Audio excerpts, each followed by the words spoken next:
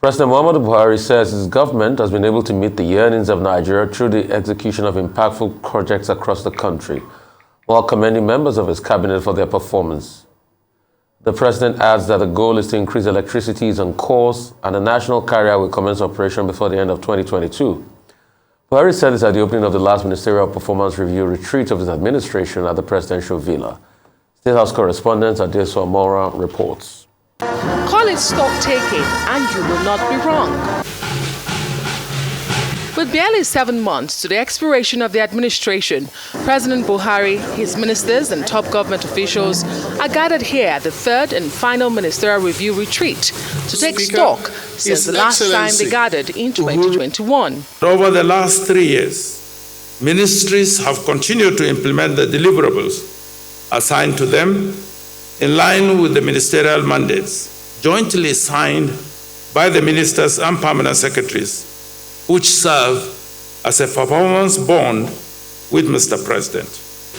This retreat therefore provides an opportunity for the Senate, indeed the National Assembly, to assess how efficacious the various legislative interventions have been to governance in the last 3.5 years. The Vice President spoke on some economic issues, including the collaboration between agencies and the exchange rate of the Naira. Our exchange rate management, and this continues to be an issue.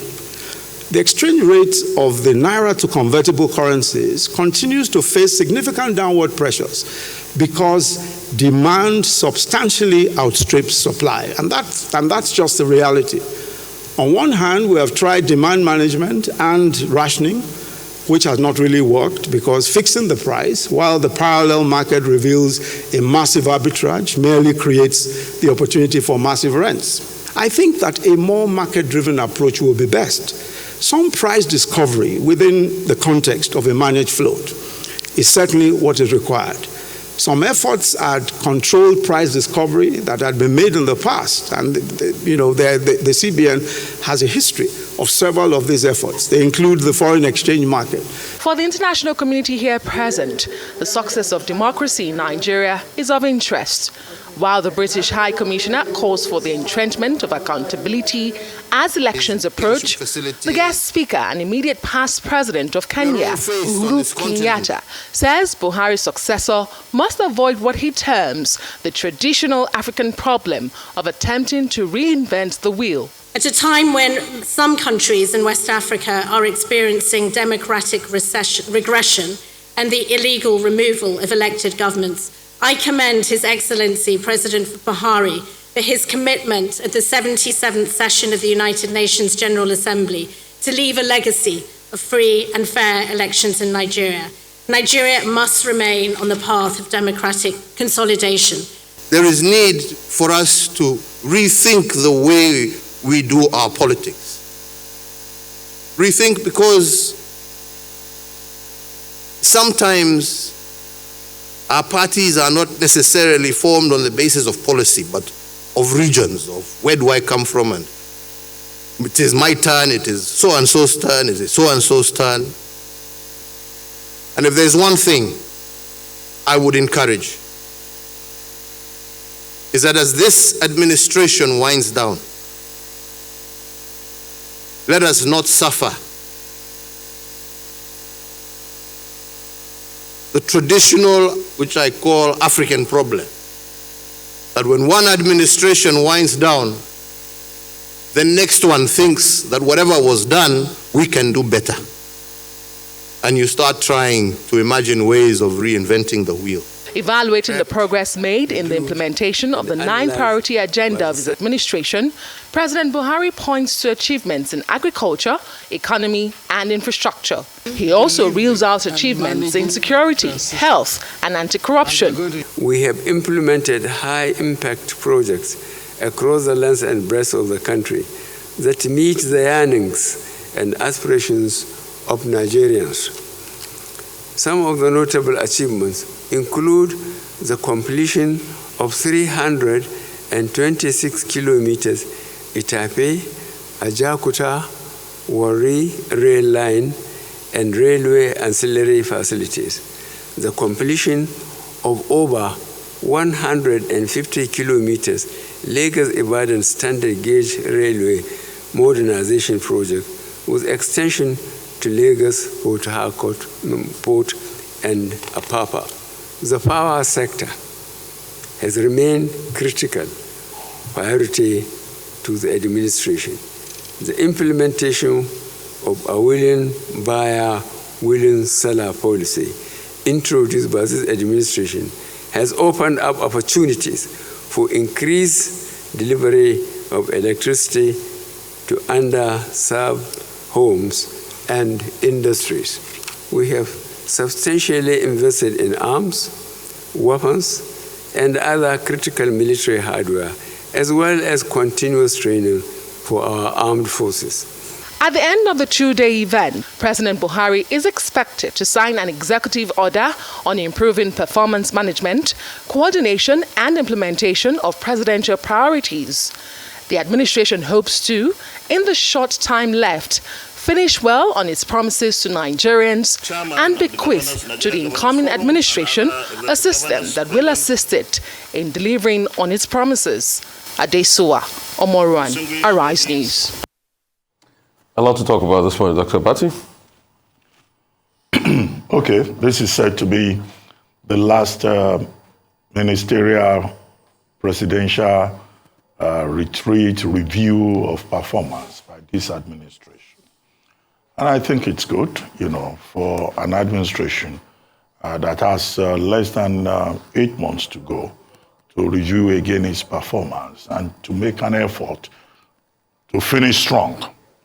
Because you see that this particular retreat will seem to have served a number of purposes. First is to review performance, to look at what has been done.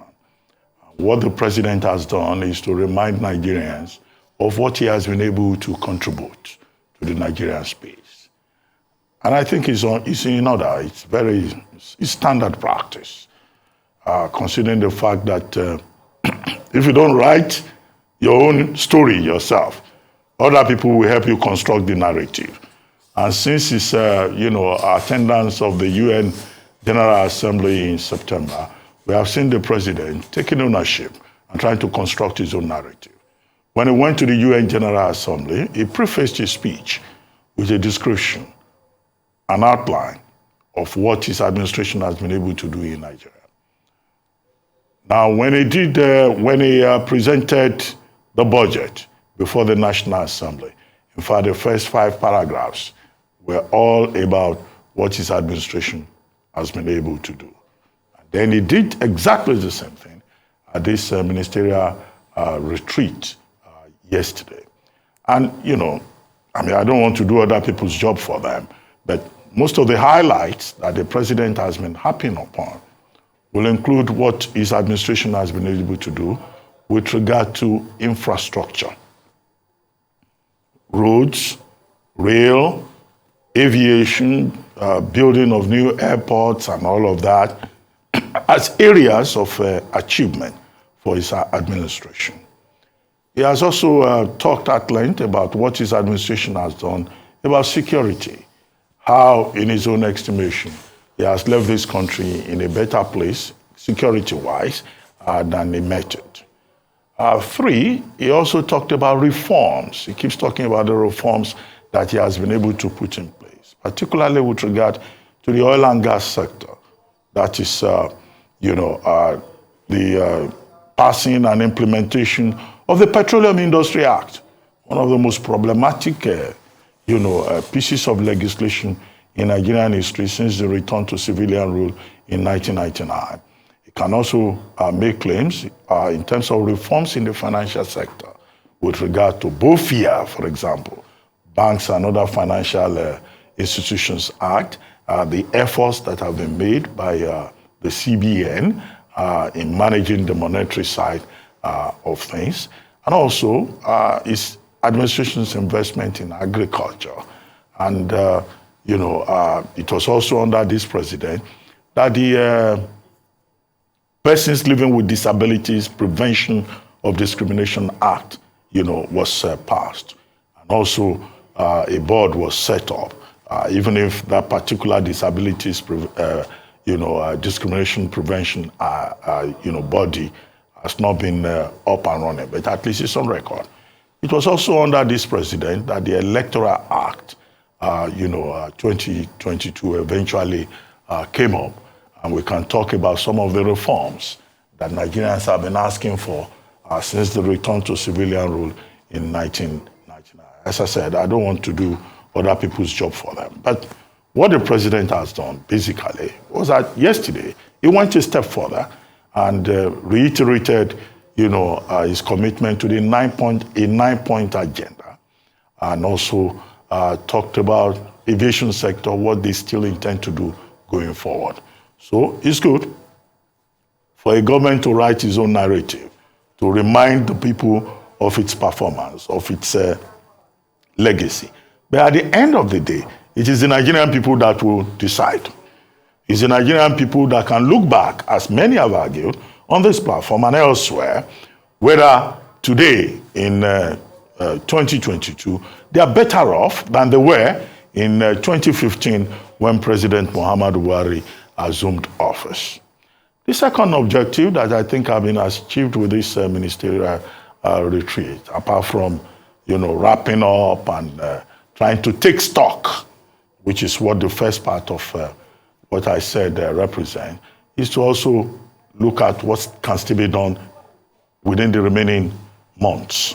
So you have the Vice President, Professor Shimbajo, talking about a proper alignment between monetary policy and fiscal policy.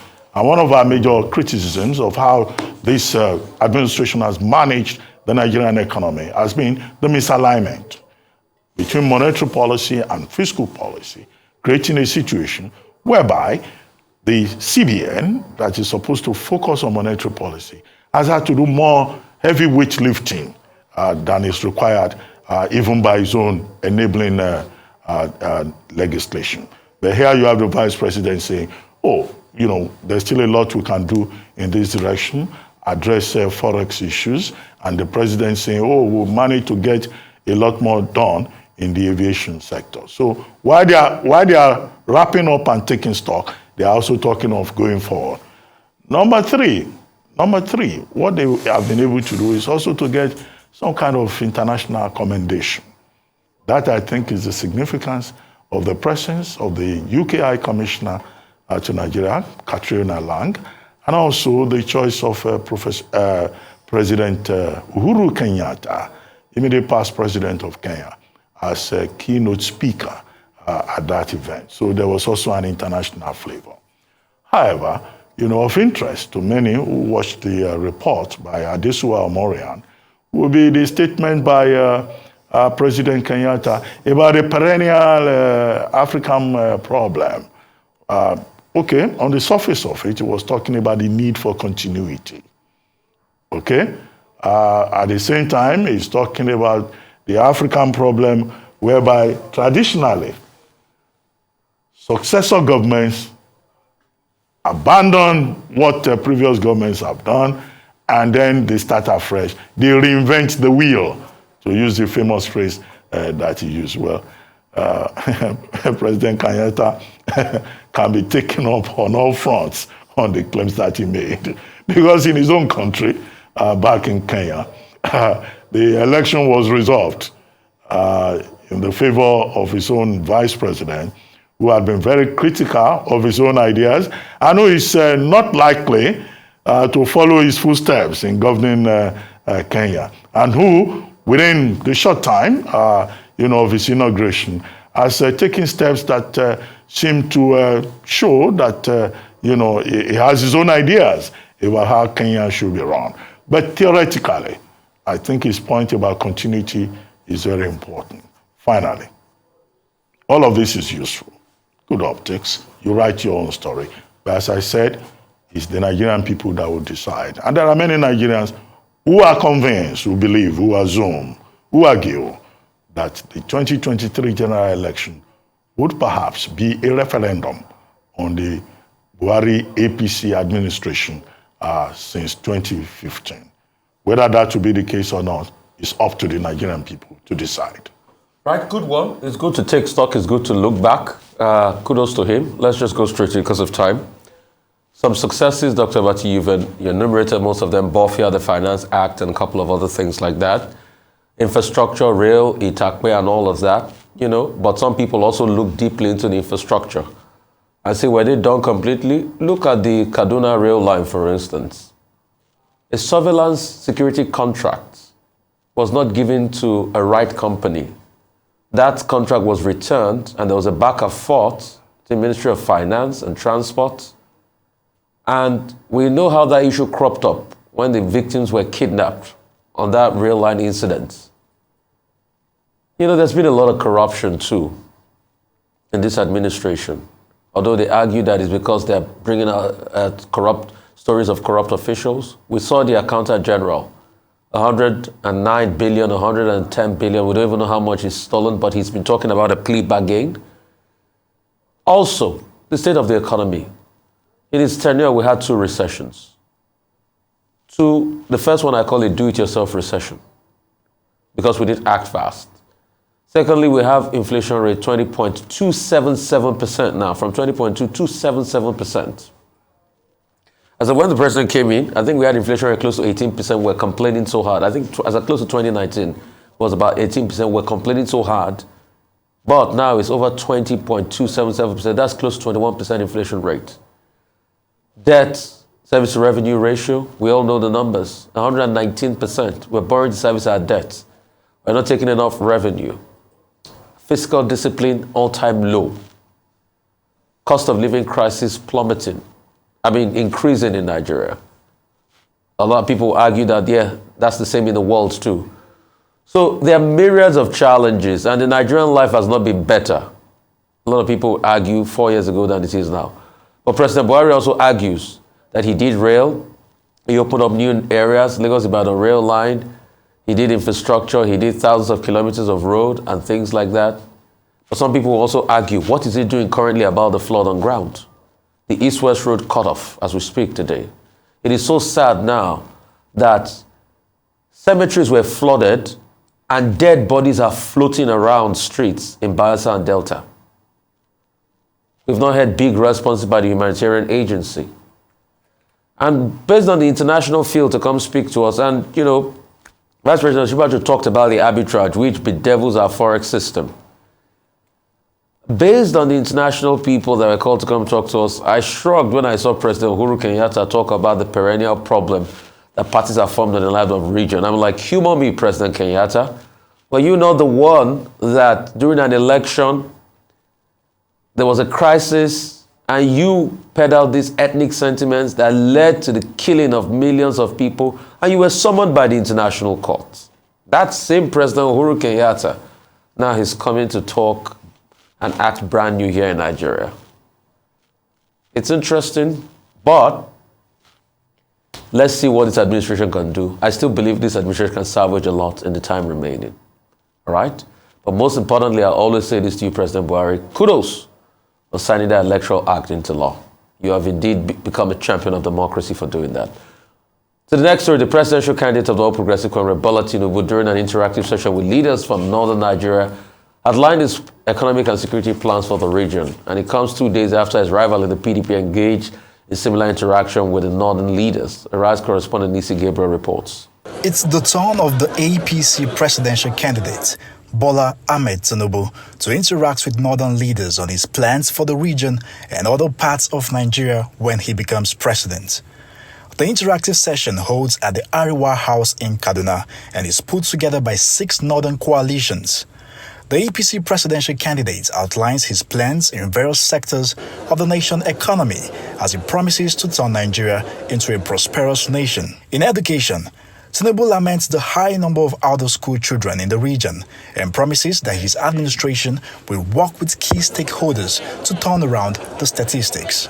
Millions of our children are currently roaming the streets instead of being in the classroom. Unfortunately, majority of these children are in the north. This is unacceptable. I will work hard to turn around these statistics. Talking about his plans for the power sector, The APC presidential candidate says he will explore other sources of power in line with the global best practices and also fast-track the Mambila hydropower project. Part of Tinubu's economic plan is to attract local and international investments that will see Nigeria explore and exploit its natural resources. He promises to make the nation's oil and gas more competitive with that of Russia. We will also ensure the competition and the completion of the ongoing AKK project and Trans-Saharan gas pipeline. Why are we not investing, raising long-term funds and that pipeline that will lead our gas, LNG, to Europe and compete with the Russian and say we don't have enough revenue? You invest money to make money. The northern region has been grappling with insecurity for some time now. Tinubu says a safe environment is the bedrock of prosperity. He's promising to address the welfare and training needs of the nation's security personnel. We will mobilize resources to enhance the welfare of personnel and provide the right equipment and training required for them to secure us all. We will sustain ongoing efforts of increasing the boots on the ground. In his remarks, the governor of Kaduna State, Nasir El-Rufai, reassures the APC presidential candidate of the support of the APC northern governors. The sacred word of any northern politician, when we say we will do something, it doesn't have to be written. We do it, we deliver on it, and that's how we started the process of delivering Bola Ahmed Tinubu. We are confident that with the collective support of all of us, with the directed wisdom of our elders, with the energy of our youths, and the compassion of our women in northern Nigeria, we will make Nigeria great again. The APC presidential candidate is canvassing for support from the north. Like other presidential candidates, Bola Ahmed Tinubu believes he's the best man for the job. For the northern elders, they are searching for a presidential candidate who has the interest of the region and other parts of Nigeria at heart. Nisi Gabriel, Arise News. Dr. Bati? Okay, the Arewa Joint Committee comprising the Arewa Consultative Forum, the Northern Elders Forum, the Ahmadu Bello Foundation, the Arewa House, and other groups. Since last week, I've been organizing an interactive session for those who want to run Nigeria, presidential candidates. Last Saturday, they had the interaction with the PDP candidate, Atiku Abubakar. And it was at that session that he made that controversial statement about asking the North to vote for a Northern candidate and not for a Yoruba or Igbo. And that has caused quite a number of ripples. Now, yesterday, it was the turn of the presidential candidate of the APC and of the Labour Party. Mr. Peter Obi was also at that event. So to make it comprehensive, let's just note that there were two of the presidential candidates who were at the Arewa joint session yesterday. Well, we've seen, the candidate of the APC there. Well, yes, he spoke at length, and there will be many people who will say, well, in a way, he has redeemed himself, because in previous sessions of this nature, he was not around, but now he was at the Arewa joint session, selling his programs to the North. And then, of course, like most of the candidates, he made all the usual promises. He would deal with security, which he concentrated on a lot. He would ensure welfare for security people. He will focus on agriculture. He voted for. He will be market friendly. He will create jobs. He will provide opportunities. What he has done in Lagos, he will do it again. He voted for as a Nigerian president. Wow, okay. All the issues, he covered the field. But The problem is, these were just promises, basically, not much in terms of, specifics. We hope that when the APC presidential candidate releases his manifesto, which Festus Keyamo has said is ready, we will see those details. Now, there was some drama coming from his end when he said, well, Atiku Abubakar, this same forum, that is payback time, and that in 2007 he supported the candidate of the PDP, and the candidate of the PDP should pay him back now. Well, that drew a lot of laughter. But again, it's consistent with his Emelokon, position with regard to this race. Mr. Peter Obi, who also spoke at the event, spoke basically about transformative government, about making Nigeria a country that produces rather than a country that consumes, and is promising change. And he told his audience that he will fight corruption, he will create jobs, and that he will make this country greater. He will unlock greatness. That's what they've shown on the screen there. Okay, so in his own regard, yes, the same promises, not enough in terms of details. I don't know how many details you can offer, though. Some people may say at a forum like that. But there was also drama in his own case when Governor Nasir El-Rufai of Kaduna State took the microphone and said, well, your next speaker, when he visited Anambra State at the time Peter Obi was governor, he was locked up for 48 hours in the hotel. Well, he eventually went to court. The court found in his favor that was unlawful detention and all of that, but he thought it was necessary to bring it up. But I have highlighted this because of some of the statements that Governor El-Rufai made. It's been quoted in the papers as referring to Mr. Peter Obi as your little God, as referring to him as a clown while promoting the candidate of his own party. And then he said, oh, we Northerners, we are civilized. I have the DSS, I have the police, I have the 2nd Mechanized Division, but we Northerners will not detain Peter Obi because we are civilized. Again, politicians must take their cue from this. They need to tone down the rhetoric, the vitriol, the abuse. There's no point referring to Peter Obi as your little God, a clown who could not even know, he did not even know that I'm from Kaduna State and not Katsina State. Okay? Then finally, Mr. Peter Obi, of course, got the chance of rebuttal. And he said he was not responsible for the detention of Governor Nasir El-Rufai in the period he referred to. However, that's 2013. However, it is important that all politicians just focus on the ideas and stop all these abusive words, because there are people on social media and Instagram, the Instagram jurors and the Twitter rats, they take their cue from this, and they say a lot of things that are completely irrelevant to the issues at stake. I think both candidates said all the right things, but my question is always how. In a speech like this, you can still give little details on how. Take, for instance, Peter Obi says he will revitalize the 70 billion worldwide hide and skin industry. 1 or 2, 3 steps will show us how.